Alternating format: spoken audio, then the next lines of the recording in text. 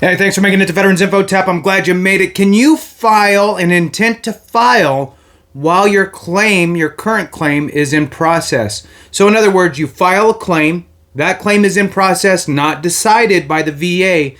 Can you file a new intent to file? What does that look like? What are some tips and tricks to preserve your effective date and get that earliest effective date that you can? Wanted to dive into that a little bit. Please hit the thumbs up, subscribe, share with a friend, all that good stuff. Look, I get it. Many of you already understand this. Maybe you're not going to be filing a claim because you're already at 100%. The big thing here is helping out our brothers and sisters, right?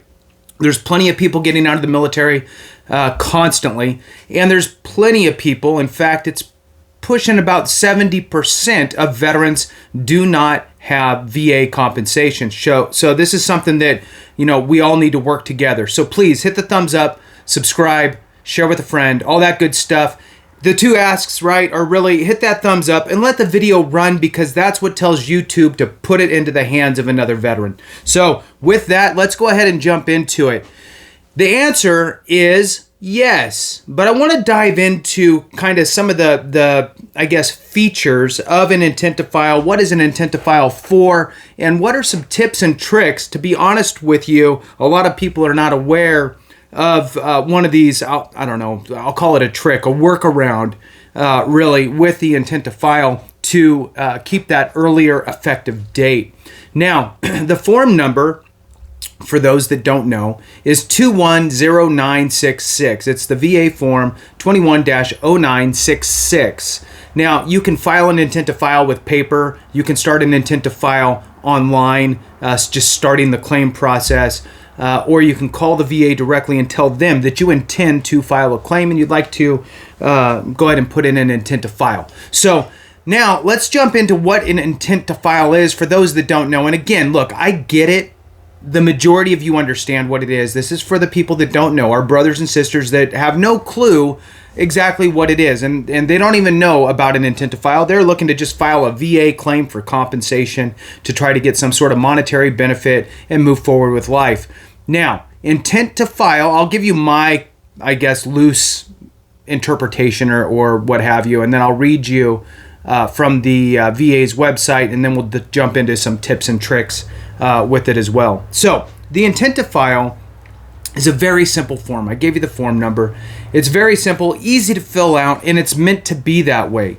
You can check the box. There's really one piece that you really need to make sure that you, especially for somebody new to the VA world, you might mess something up. So, with the intent to file, the one checkbox that you really want to make sure that you're getting correct is what your intent to file is for. It's either going to be for compensation or pension.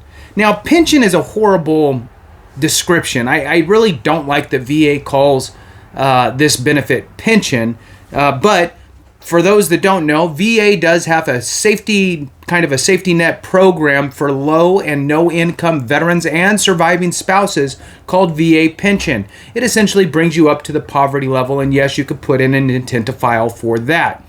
So what we're looking at here is the intent to file for compensation is typically the one people are filing for, right? More often than not, it's going to be for compensation. That's for I hurt my knee, I hurt my back, I have arthritis, I have something that's attributed to Agent Orange or burn pits, whatever it is, right? So, but you're filing for compensation. You want to make sure you check the appropriate box, whether it's compensation or pension. Other than that, form's pretty self-explanatory. You put in your information and then you submit the form. Or again, you can call in or start it online and it'll automatically do that. Now, what happens for you when you put in that intent to file is it gives a start date when the VA actually decides your claim. Now, you're not actually filing a claim yet. You're establishing a start time. However, there's an expiration date on your intent to file. The way it works is you have 1 year from the time that you file and the VA receives it and stamps it. You have 1 year time frame to file your actual claim for compensation or pension. Now, that's important to know. So in this example of, yes, you can file a claim, then file an intent to file again right after it, we'll say that this person, you, file an intent to file 5 months later, you decide to file your claim. Let's say that takes the VA, just to use easy math for me, takes the VA 5 months to process your claim. You have a 10-month time gap from the time that you filed your intent to file to the time that you filed to the time that the VA decided your claim. 10 months, right? 5 months to get it ready, you submitted. 5 months to process, they award you whatever percentage. They're going to back pay you 10 months worth of back pay. So whatever your monthly amount is, if it's $1,000 a month, then that's $10,000 in back pay. It's a big deal. So now you filed your claim, right? You filed your claim. Your intent to file you had out there is now taken by that claim. So now that claim's running with that new effective date, right? Now let's say that you go, oh man, I forgot to file for X, or I didn't realize that I could file for this secondary condition, or a new condition pops up that is either related to your service in some way or as a secondary, and you go, oh man, I need to file for that. Well, guess what? You can file a new intent to file while your claim is being processed, and that's okay. Now, the only time it kind of gets a little bit funky, right, is if you file two claims at the same time. Now, regardless if there's an intent to file hook to either one of them, that just, again, sets that effective date. When you have two claims filed with the VA at the same time, the VA will combine the two and then keep running it together. So it could make your first claim take longer. So ideally, and everybody's situation's different, right? I'll give two fast examples.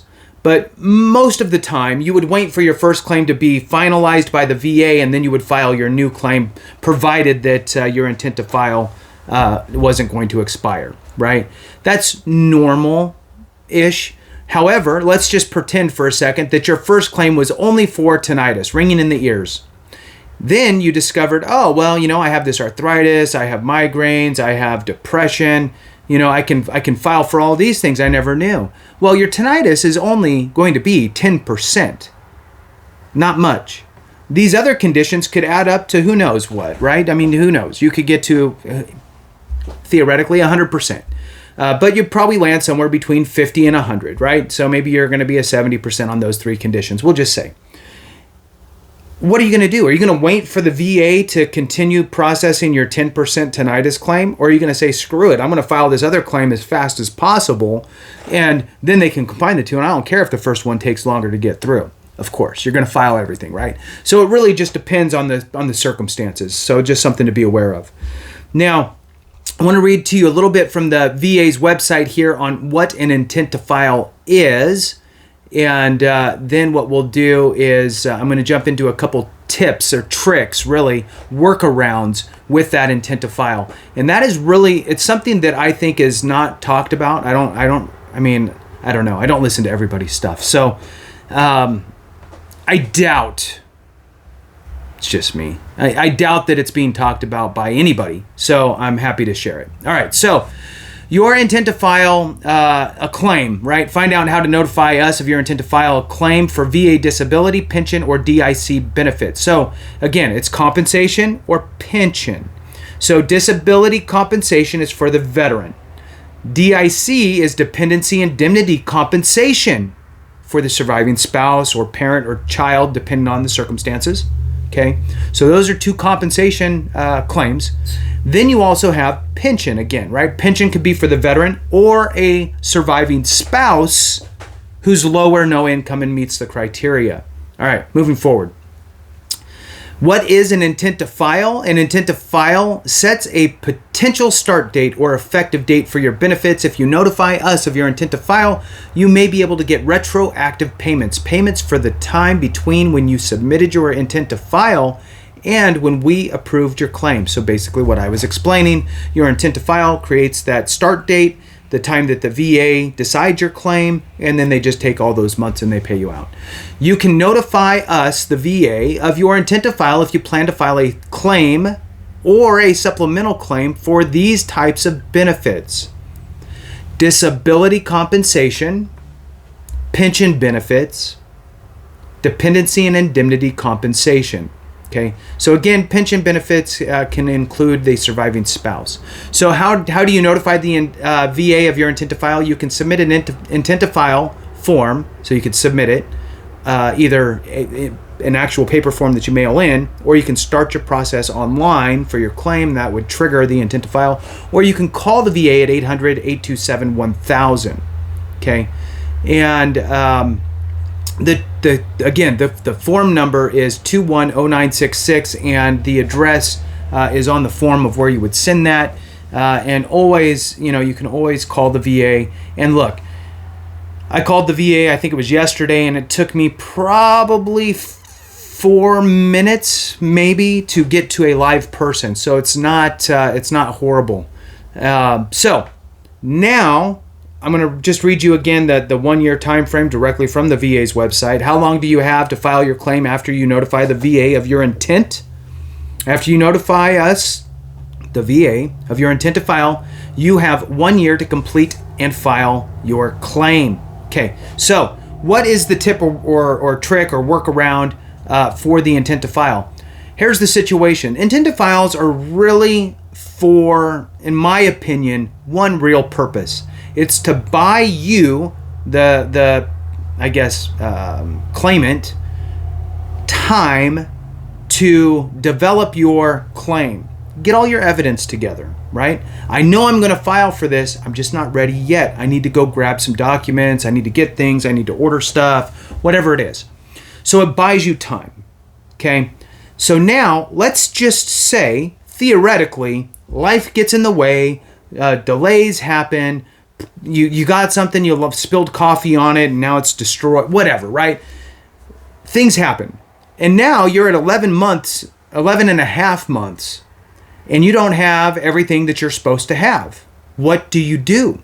You're going to lose out on that effective date from 11 and a half months ago, which, oh, by the way, could be substantial, right? If you're getting, we'll say, $4,000 a month potential, right? If you go from 0 rating to 100%, which is possible, it's happened to many people, you could, and you're married and you got a kid, you're looking at over $4,000 a month. Well, $4,000 times 12 months of additional back pay is tremendous, $48,000, right?